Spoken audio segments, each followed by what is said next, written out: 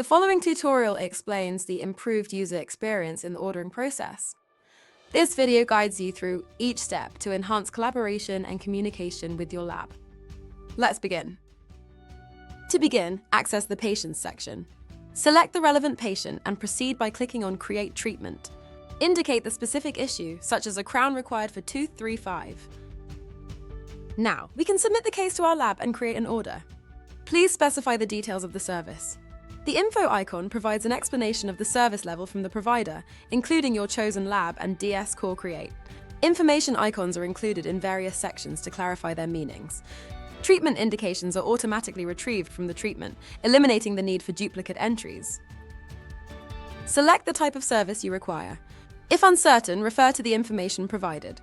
Use the images to gain a clear understanding of the crown's border, surface, and occlusal contacts to make your selection.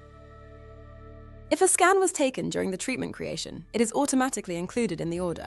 You also have the option to add comments to your order. Finally, choose your preferred lab and specify the expected delivery date. Open the design in the viewer and review it. Use transparencies and hide the upper or lower jaw to get a better view of the design.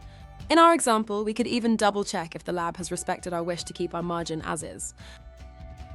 And that's it!